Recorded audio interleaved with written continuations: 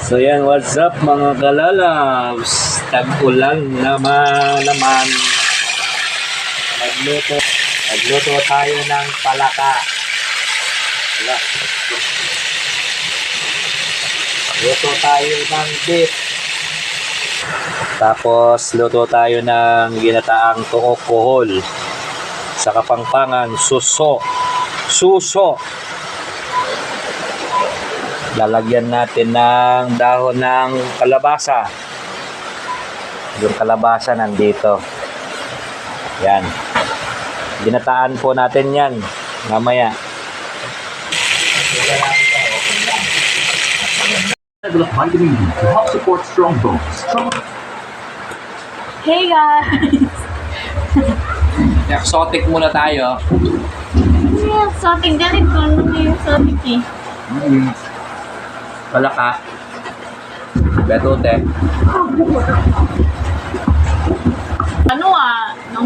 Nung 2019 natin, ganyan pa. Guys, susukin natin. Ha! May takot ako sa palaka, pero kumain tayo.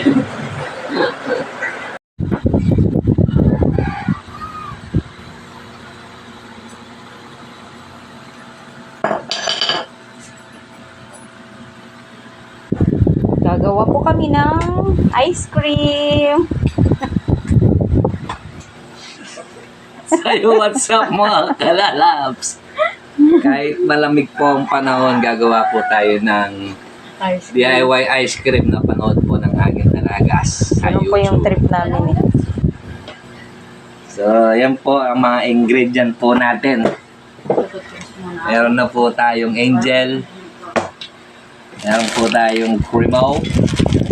So, gagamitin na po natin dalawa. Tatlo pong Milo. So, Alright. ngayon, bubuksan na po natin yung angel natin. Yung angel. Angel, para pagamitin yun. Ay, di siya biyasa. Yan. Ako So, favorite ko yan eh. Favorite kong can opener yan, yung bunti. hindi mo akong kung ano na, yung kutsara. So, ayan po, binubuksan na natin ang creme mesada. Creme densada. Creme densada. So, kailangan po natin talaga na safety lang po para hindi tayo masugat. Ouch! You know. So, nalagay na po natin yung creme densada sa bowl. You know. Pero yung nakita ko doon sa YouTube, ano po siya, tawag nito, matigas. Parang galing po yata ng rep. Chinil nga. Eh, sa'yo di mo chinil eh. Kaya malapot. I-freezer mo muna ng isang oras. Okay na yan.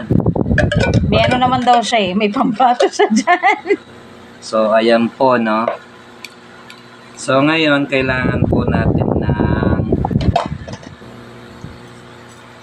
ng anong tawag po doon? Yung panghalo-halo. Whisker. Ano tawag? Opo. Kaso, mangangalay po tayo dito. Mga kalalabs, mangangalay po tayo sa kakabatiin ng ganito. So, bilang kalpintero, tubero, latero, lahat na po, I will remove this. And then I will use this. Ang mahiwagang bareng. Alak. Kung wala po kayo, dito lang po. Kayo gumaya. Huwag nyo lang pong pakabilis. Gawin na po natin ng ating ingredient. Uy! Milo. Natin sponsor. So, yan po. Lagay na po na natin. Batik na natin. Uy! Yan. Ito. Dahan-dahan lang sa talsik-talsik. Kailangan tagsahan lang po. Kasi tatalsin po yan. Sulit. Yung second pack ng Milo.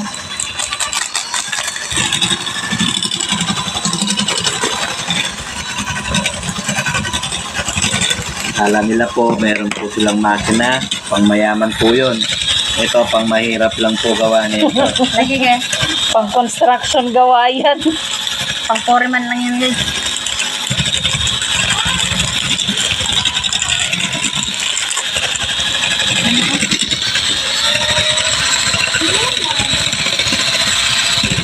Yan.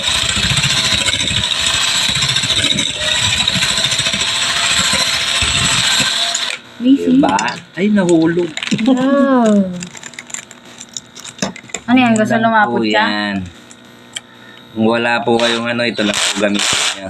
Grabe naman. Uy, Isa wire pa po, sa gitna. siyempre, para madurog po siya, gumamit po kayo ng martil. Malinis po yan. Huwag po kayo magala, naka-plastic naman po. Hindi naman siya nakabukas eh.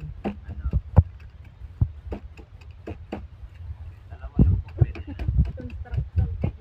Construction ice cream lang po.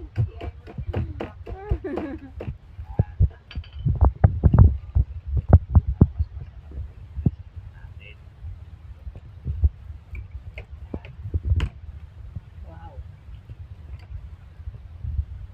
Kadali lang po pala ang napanood ko. Pero green mode. Nagdagan ko lang po. Yan. Ito gagamit ko. Malalay lang po ang paggamit dito. Kasi lilipat po yan.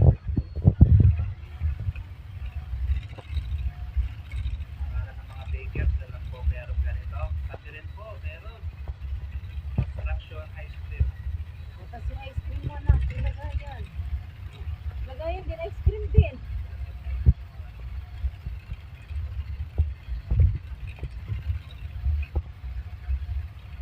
Sobrang laki naman yan. Hindi, papaano ko muna para sa mamaya na. Tapos i-reduce mo ulit. Lagay mo sa freezer. Lagay mo na natin sa freezer yan mga labs para lumapot pa sa bagya. Wala po kayong ano, parena, yung malaki pong parena. Hindi kuryente. Yan kasi cordless barena. Malinis naman po ito. Huwag po kayo magkalala. Ayan, okay na po. Kasi kung ito po gagamitin, sasawa po. Ngalay na ngalay yung tama. Tatalay po kayo. Maganda po ito. Bahala lang po kayo sa akin. So, ayan po. Lagyan po natin ng plastic. Tapos, i-rep po natin. Wala po tayong plastic. Natin din eh.